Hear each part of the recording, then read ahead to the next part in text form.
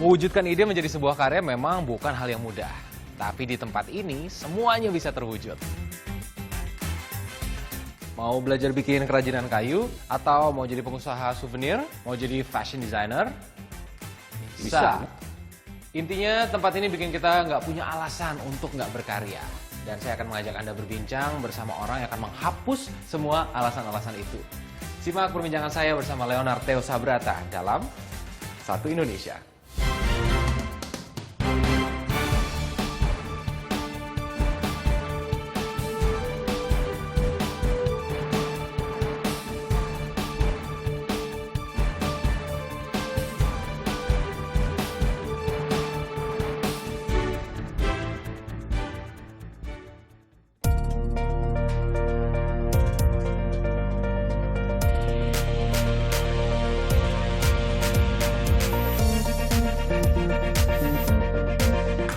Banyak yang mengenal Leonard Theo Sabrata lewat sebuah makerspace bernama Industri.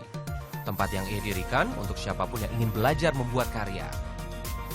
Mulai dari teknik pewarnaan kain, bercocok tanam, hingga membuat kerajinan perak. Pokoknya kursus segala rupa.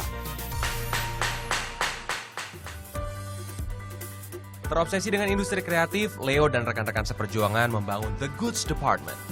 Retail dengan gaya unik yang menjual produk gaya hidup dari desainer independen Indonesia dan brand internasional terpilih. Lulus dari jurusan desain grafis dan desain produk di Amerika Serikat, Leo melanjutkan bisnis keluarga.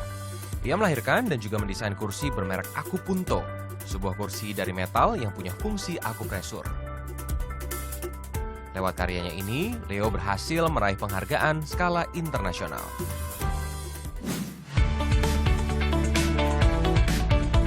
Kini, industri bekerjasama dengan Pemprov DKI Jakarta dan Dekranasda menciptakan Jakarta Creative Hub.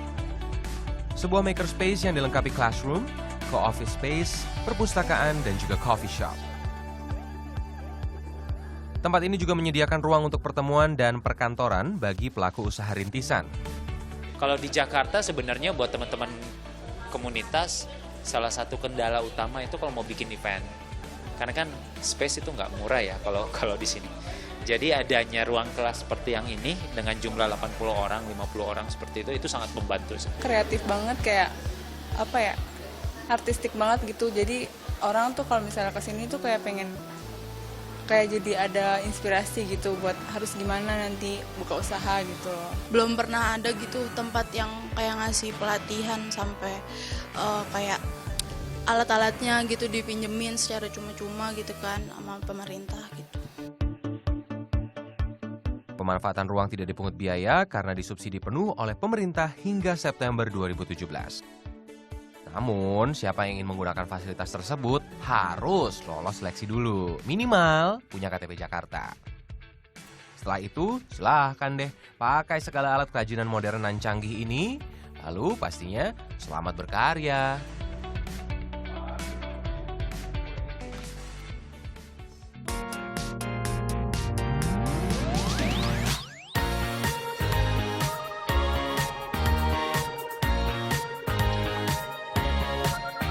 Dan kita juga lagi mencetak sesuatu, bisa dilihat tuh alatnya lagi bergerak. Kita mau nyetak apa yang pasti juga nggak kalah keren. Nanti kita lihat ya. Sekarang kita ngobrol-ngobrol dulu boleh? Baik, Mas Leo, boleh. kita mungkin sambil lihat yang di sebelah sana.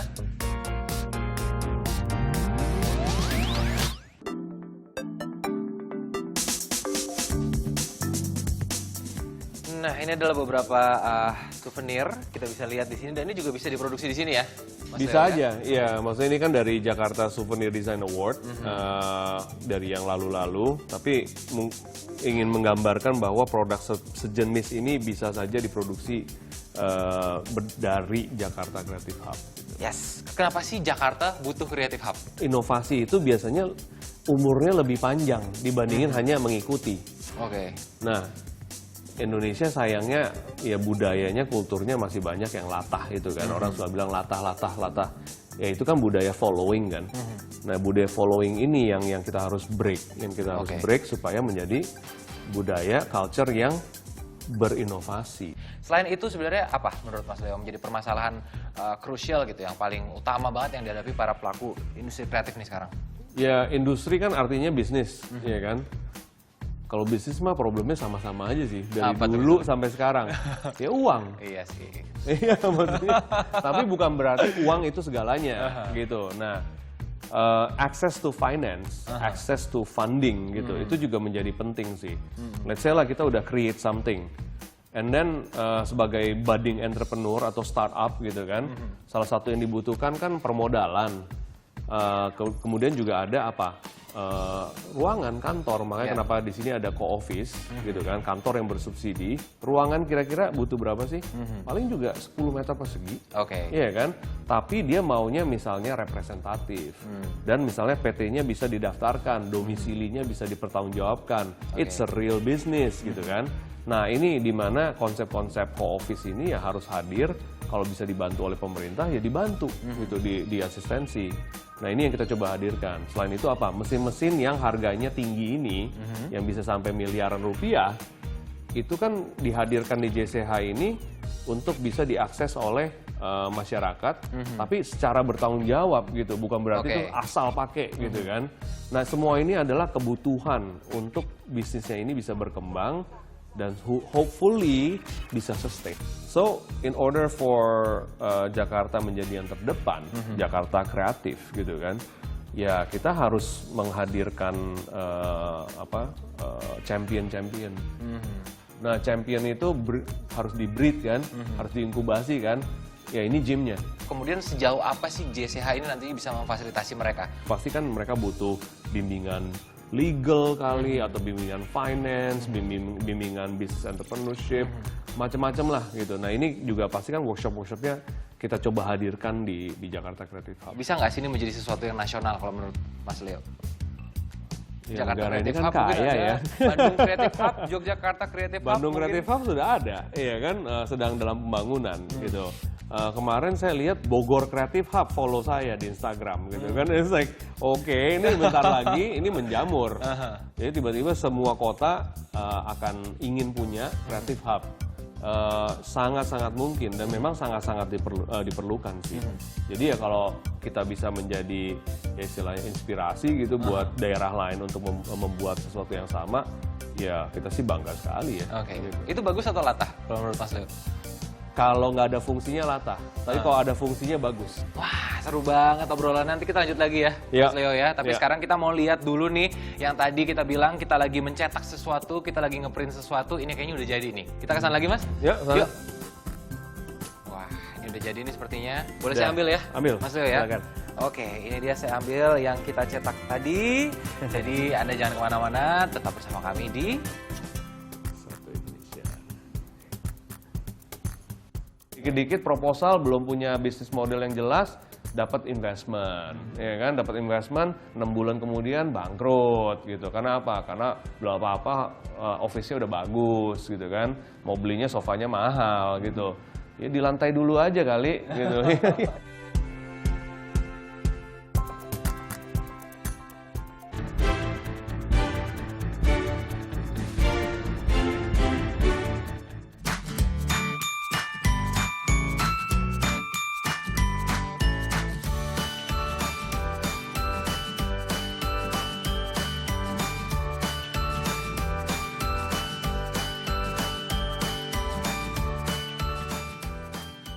Kembali di Satu Indonesia dan kita juga masih berada di Jakarta Creative Hub, di mana kita masih akan lanjut lagi nih ngobrol sama Mas Leonard Theo Sabrata. Yang paling menarik gitu atau yang paling seksi yang membuat Mas Leo akhirnya terus berkecimpung sampai sekarang tuh apa sih? Apa karena memang industri kreatif tuh kita bisa bebas eksplor kemana-mana atau gimana?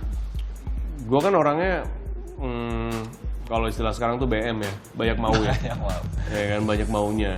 Sehingga interestnya itu di mana-mana. Tapi setelah berapa lama berkecimpung di industri kreatif gitu, atau bahkan balik ke Indonesia, my interest itu selalu benang merahnya adalah industri kreatif gitu. Dan setelah gue pelajarin setelah belasan tahun gitu berkecimpung di sana, ternyata yang gue suka itu proses of creation-nya. Creation process itu adalah journey yang nggak bisa diganti bahkan oleh destinasinya gitu kan.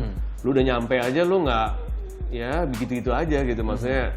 Tapi during the process of creation itu gue nggak bisa tidur, gue pengennya buru-buru cepet-cepet jadi gitu kan, tiap hari juga mikirnya itu doang. Yang Tapi itu yang bikin ketagihan ya? Itu yang bikin ketagihan gitu. Kalau Mas Leo sendiri bagaimana nih mengedukasi brand-brand lokal, brand-brand yang istilahnya mungkin baru muncul atau baru-baru berkembang gitu untuk akhirnya bisa bertahan di scene ini atau di industri ini, apa yang Mas Leo sampaikan gitu ke mereka? Kan kalau gerakan movement yang gue usung kan namanya self-made. Self-made yang dimaksud ini kan sebetulnya kan self-initiative, self-awareness gitu kan, kayak self-motivation, bahkan membuat sendiri dengan tangan sendiri gitu kan. Itu sulit sih. Memotivasi diri sendiri tuh luar biasa sulit gitu kan. Misalnya ketika ya setelah jatuh lah bisnisnya atau whatever.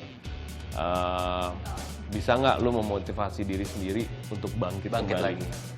Kalau bisa, silahkan jadi entrepreneur. Kalau belum bisa, kerja dulu sama orang. Gitu loh. Susah nggak sih sebenarnya ngerubah mental orang-orang ini gitu, yang karena kita tahu kan Susah. ngomongin industri startup deh misalnya, dar bermunculan di mana-mana, kemudian hilang gitu. Semua orang yang punya uang yang sama bisa membuat hal yang sama. Ya kan? Tinggal hire aja konsultan A, B, C, D, jadi. Setelah itu apa? Gitu kan? Bisa maintain nggak? Bisa menghasilkan nggak dari tempat itu, ya kan? Bisa akhirnya profit nggak? Gitu kan? Nah ini kan yang namanya sustainability kan? Ini yang pakai proses, itu kan maraton. Is endurance kan?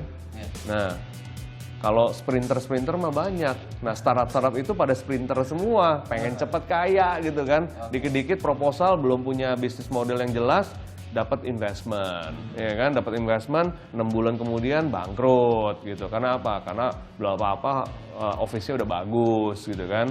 Mau belinya sofanya mahal gitu. Ya di lantai dulu aja kali gitu. Nah, so this is yang sering gua bantai dan gua challenge gitu. And I think a lot of people hate me for it gitu. And it's okay, I don't care gitu.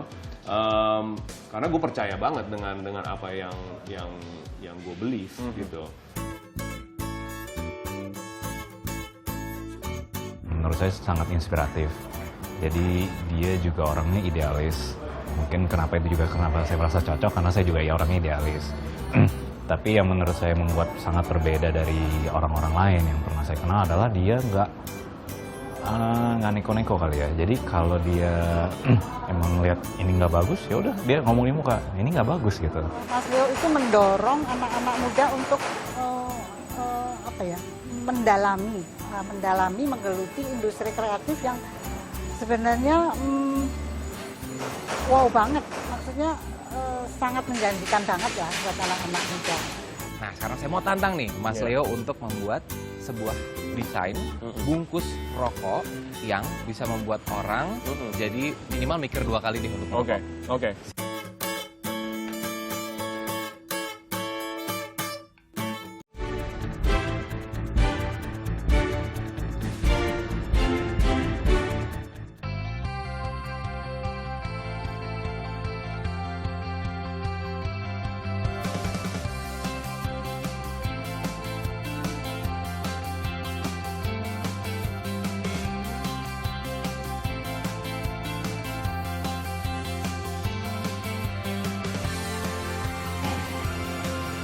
Oke, Mas Leo tadi udah jalan-jalan, udah ngeliat gitu ya di industri ini banyak sekali aktivitasnya, apalagi kalau weekend kayak gini. Bahkan di situ juga lagi ada kelas pewarnaan natural ya yang lagi berlangsung. Natural dye sama Ibu Rini. Iya, kita setiap Sabtu memang paling aktif. Jadi kita ada 3 kelas di sini. Wow, jadi belajar bermacam hal lah ya setiap weekend itu Berbagai ya. macam hal. Perjalanannya sampai menjadi industri sekarang ini kan bisa dibilang terobosan juga nih Mas Leo gitu ya.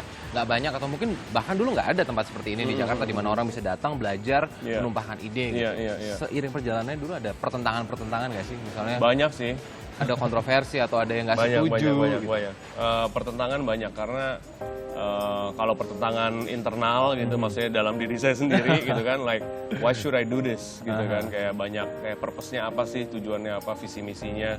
Ya kalau yang bilang nggak mungkin bekerja sih nggak kehitung ya. Tapi kalau justru saya dengerin yang orang yang saya percaya juga opininya, contoh misalnya yang terdekat gitu kan, misalnya kayak istri saya gitu. Iya. Biasanya dia selalu menentang ide saya gitu. Tapi kali ini dia bilang, oh that's a good idea. mendukung ya malah ya ini ya? Artinya itu udah sign yang bagus dong. Dari biasanya menentang, tiba-tiba dia setuju gitu. Nah berarti kan dia merasa ini sangat yakin dengan ide ini gitu kan. So akhirnya jalan. Dari tadi juga kita selalu bicara soal kreatif, ide kreatif gitu. Saya pengen dengar dari seorang kreatif guru seperti Mas Leo Enggak ini juga. gitu ya. Definisi kreatif itu sebenarnya seperti apa sih, Mas Leo? Apa semua hal yang out of the box itu udah pasti kreatif? Kalau buat saya sih kreatif itu lebih ke mindset ya. Maksudnya kita problem solve gitu. Problem solving yang ya tentunya harus lebih baik ya daripada apa yang sudah ada gitu kan. Jadi kreativitas harus lahir Ya. menjadi sebuah solusi gitu ya. Yes. Nah, bicara soal solusi juga, saya pengen beri sedikit challenge nih ke Mas Boleh. Leo nih. Satu permasalahan yang sekarang dihadapi banyak orang di Indonesia adalah permasalahan rokok. Kita Oke. tahu itu, ya Oke. Mas ya. Di mana Iya. pemerintah ini juga selalu mengeluarkan solusi-solusi gitu. Di antaranya adalah dengan peringatan nih, ya kan? Di Iya, sini udah gambar dikasih gambar serem. yang serem, tapi nggak orang jerak gitu. Iya. Atau minimal kalau bukan jerak mengurangi merokok lah. Iya, iya. Nah, sekarang saya mau tantang nih Mas Iya. Leo untuk membuat sebuah desain bungkus rokok yang bisa membuat orang jadi minimal mikir 2 kali deh untuk Oke, merokok. oke.